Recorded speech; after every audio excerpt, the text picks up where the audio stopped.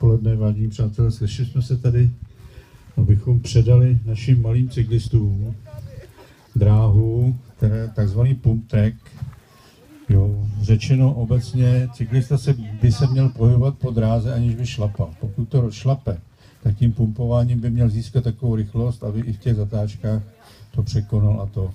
Je fakt, že kdo to umí, tomu už to takhle jezdí, kdo to neumí, musí si přišlápnout. A já bych byl rád, aby to udělalo dětem spoustu radosti, protože budou mít na volně časovou zábavu tuto dráhu. Pokud se to ujme, budeme přemýšlet o tom, že bychom dráhu ještě rozšířili, to znamená přikoupili by se nějaký satelity a to.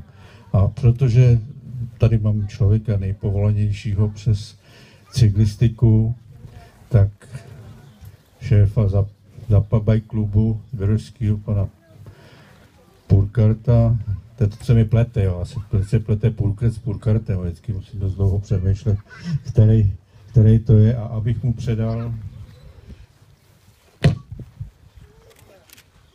symbolický zlatý klíč od této dráhy.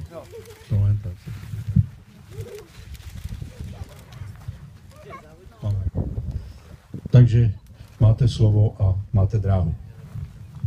Děkujeme moc krát. Jsem rád, že město vybudovalo vlastně pro děti tady začátek tady toho. Doufejme, že se to bude jakoby rozšiřovat, protože pro děti musíme tady budovat další a další jakoby atrakce. Jinak jediné, co bych chtěl k tomu dodat, že bych byl rád, kdyby ty děti, co se budou chodit a jezdit na této dráze, dodržovali bezpečnost, nosili helmy a snažili se jezdit na tom tak, aby se nestal žádný úraz. Jinak je tady provozní řád, bude dobrý, když si ho všichni nastudujete a budete to dodržovat. Jinak jako Zapabaj klub tady chceme pořádat akce na této dráze a je to takzvané stíhačky, kdy budou dva jezdit vlastně proti sobě a bude vítězit ten, kdo bude buď dojede toho druhého, 53 kola, to ještě se uvidí, a potom, anebo ten, kdo bude první jakoby v cíli, bude to vyřazování a takhle nějak takováhle zábava pro děti.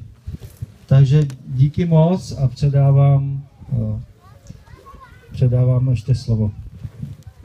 Já bych měl malou připomínku, děti, když jste tady takhle všichni, co jezdíte, udržejte si tady pořádek. My vám sem dáme koš, abyste tady mohlo udržovat, ale ať tu dráhu si udržíte, protože když jsme tady byl minulý týden, byly naházený papíry i pod dráhou, třeba dírama, všema. Ty díry my necháme zaslepit, aby se tam nemohlo nic házet, protože budete si tady hrát, udržujte si pořádek. Udržete? Tak jo. Je to pro vás.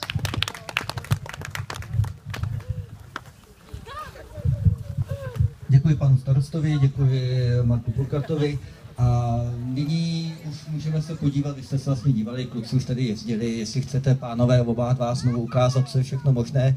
Jen bych chtěl připomenout, že na té dráze můžete se pohybovat dva cyklisté najednou, ale musíte